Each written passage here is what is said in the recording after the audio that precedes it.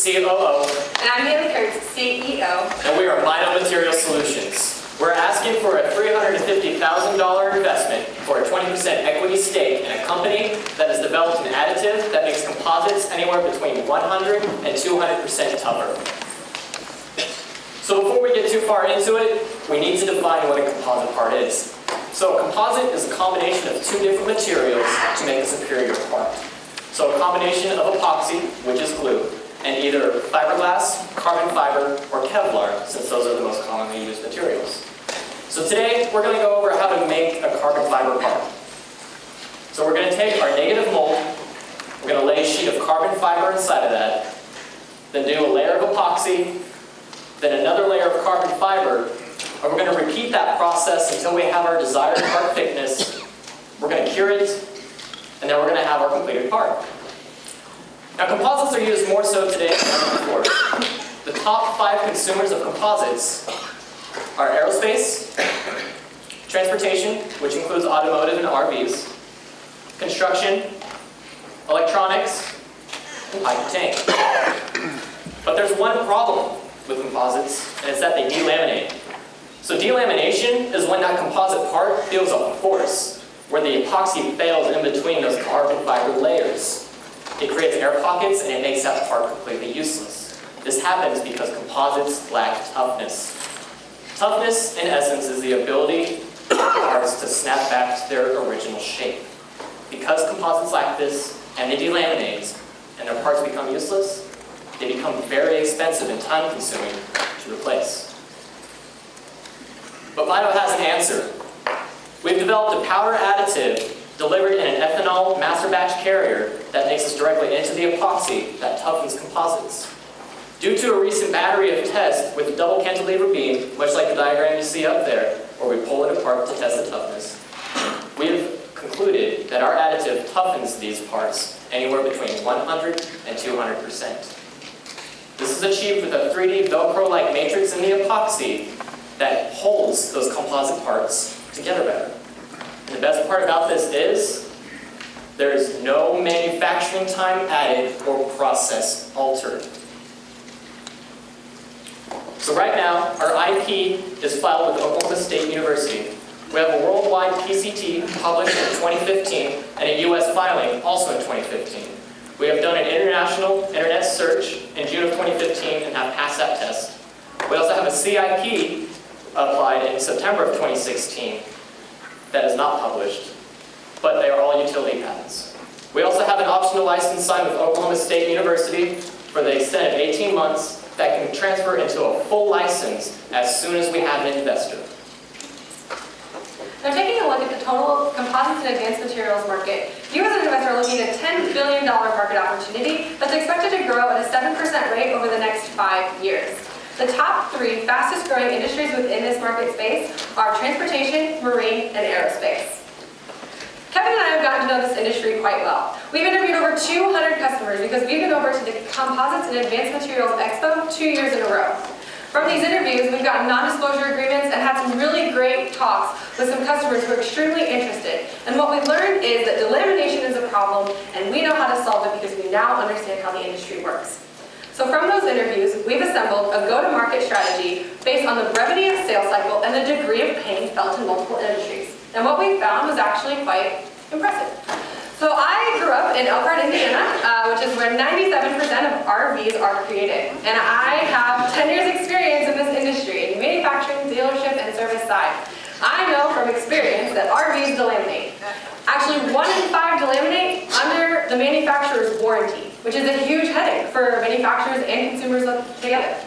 The reason this happens is because RVs are created from a composite sandwich of plywood, styrofoam cork, and a fiberglass pieced together and then caulked to create a sidewall, and then caulked to create the front cap. Now, the front cap experiences a lot of torque going down the road, which results in a lot of delamination issues. But it's not just the RV manufacturers who have these issues. We've actually decided that a beach market, we have a beach market strategy that includes the RV industry and the marine industry. It's a $50 million opportunity for MITO. They have a quick sales process and they're easy to adopt new products because they have lab regulations because they're mostly going into consumer goods. Long-term, we want to hit additional markets such as wind energy, automotive, military applications, and down the line, we're going to be working through the FAA regulations as we're receiving revenue from these other industries. And Kevin's going to tell you a little bit more about why aerospace is such an important long-term market goal for MITO. So a Boeing 787 is 80% composites by volume and 50% composites by weight. All in all, it's the same thing. But we're going to look at a case where this 787 constructed with purely MITO-infused epoxy, and the cost savings is felt completely down the line. So with Boeing, right off the bat, they save $1.7 million in material savings costs. And they shed over 48,000 pounds from this aircraft, which means reduced fuel consumption for airliners such as United and American Airlines.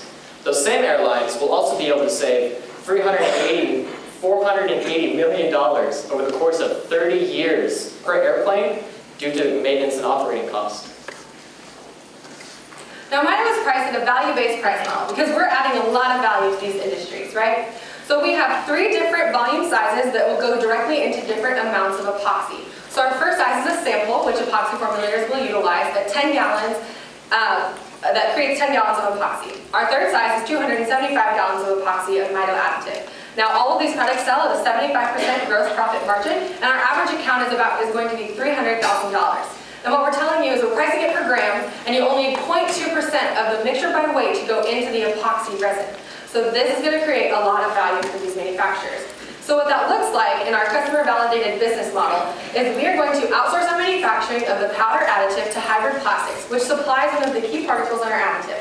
They're going to produce the powder, we're going to mix it in our ethanol carrier and disperse the particles, which is the real secret IP that we have. We're going to market that directly to the epoxy manufacturers who already sell to these original equipment manufacturers. Now, the epoxy manufacturer can double their value of their product as that increases when they add MITO-infused epoxy, and then they sell directly to their equipment manufacturers who reap the benefits of 100% toughness and a 35% decrease in weight reduction. These numbers and customers are translated into our financial projections. So what we're doing is we're marketing to the epoxy manufacturers, but we're also creating demand on the original equipment manufacturing side, which is why we've broken it down this way in our financial projections. So in our first year, we're working with 15 different epoxy manufacturers and OEMs combined, and we hit our break-even point at month 13. By year 5, we anticipate doing $20 million in sales and hitting a $7.5 million in EBITDA. So taking a look at our competitive landscape, we've sectioned it off into 2 different categories. One is material manipulation, which alters how the part is manufactured. It provides a little bit of improvement, but if done incorrectly, that part fails even faster than before. The only product that anybody can buy on the market are carbon nanotubes. Our nearest competitor in this sector is a company called N12 Solutions. But there are 3 huge differences with us and N12. They're very localized because they are sold in sheets and they require special handling because it is a toxic material. So it adds time and it alters processes when we don't. Their product is also twice as expensive as ours, and they can only be used with carbon fiber products when we can be used in fiberglass, Kevlar, and carbon fiber. So let me tell you a bit about why we are the right team to take this product to market. Originally, the MITO technology sat on a shelf at Oklahoma State University. I came and started my MBA there in 2015. I sat in a classroom and was told to write a commercialization plan for a technology developed here at OSU. I chose this technology because I knew it had applications in the RV market. I brought Kevin on the team because he had the engineering experience to go in and understand the value of it to the engineers and to the market and help me with the customer development. We just recently added Bishma Sadai, who's going to be learning under our Chief Science Officer, Ranji Nathan, who's been working with us since day 1. He's a professor at Oklahoma State University that's been working on this technology for 5 years, and he's in the audience supporting us today. We brought Bishma on with our own money to be the Chief Technology Officer of MITO, to learn under Ranji and to optimize the formula and get it into the industry-level scales that our customers are asking for. We've also been led by a very fortunate team of strategic advisors. Dr. Griggs came on the project when I was in the classroom at Oklahoma State.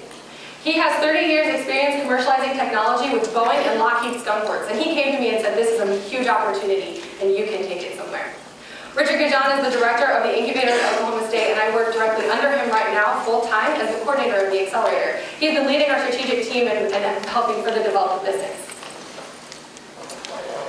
When we get an investor, we'll be led by a board of directors, which will have me on the board, and we're seeking an investor. We also plan to add a financial expert, a marketing expert, and an epoxy manufacturing expert to this board to complete our team. Now today, it's important for you to know that we've raised $220,000 in non-dilutive funding. Most of it was spent on technology development. So let me tell you how this product came to market. So Ranji discovered it through a NASA grant in 2013.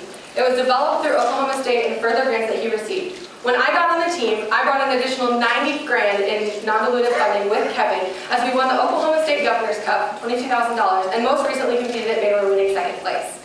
We recently applied for an STTR in the amount of $225,000, which will further help our technology advancement, and we expect to hear about that within the month.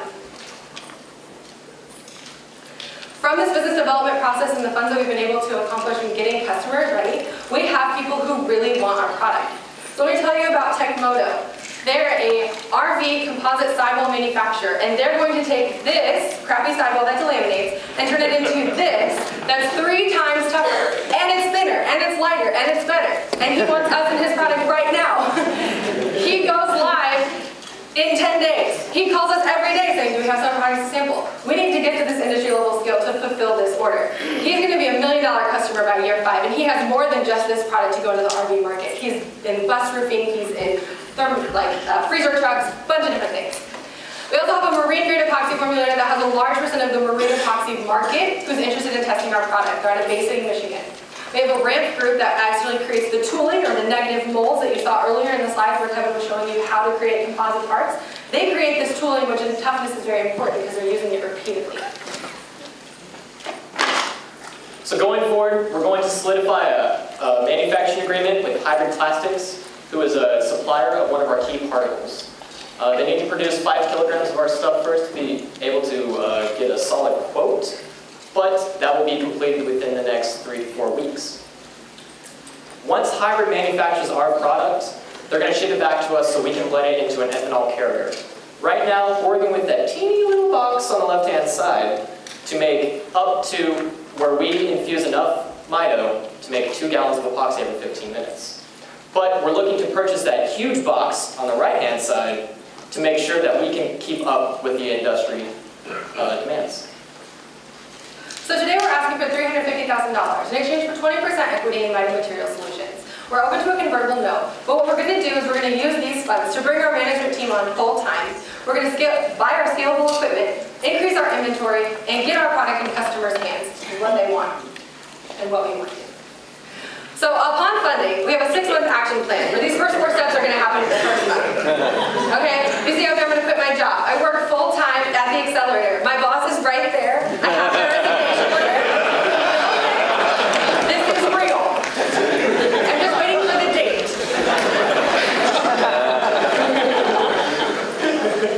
After that, I'm going to walk into the office with our investor. We're going to secure our IP from Oklahoma State University. We're going to bring our chief technology officer on full time. He's part-time right now, and you're going to help me pay him, which is great. We're going to open a MITO Materials lab in Stillwater, Oklahoma. We're going to initiate our third-party testing with an organization called NIST, the National Institute for Standard Technology. And then we're going to scale our formula for manufacturing. We're going to send our first order, and we're going to receive our first large volume order within 6 months. This is an exciting opportunity, and I want to start taking it. Help me quit my job. In 5 years, we have an awesome opportunity for a merger and acquisition. We've been looking at companies who have done recent acquirings in this space. Hybrid Plastics makes sense because they're our outsourced manufacturer. They've developed a product. In 5 years, they might want to take it on. BYK Additives actually has an acquisitions group called Altana, and most recently they acquired 2 chemical additive companies as recent as February 1, 2017. The space is active, and they're really ready to acquire some people, so that's exciting. The ROI for you would be about 30 times estimated. So in short, we are a strong, diversified team dedicated to taking this product to market. The solid business plan and specific milestones for commercialization. With a great money-making opportunity for our customers and you. And we've acquired significant customer interest across multiple industries. And we have a disruptive product that enhances mechanical properties without adding any manufacturing time or altering any processes. At this time, we'd like to thank the Rice Business Plan Competition for hosting us and getting us into the finals, and for you all for listening. We will be joining MITO Material Solutions in solving the industry's biggest problems with nano size.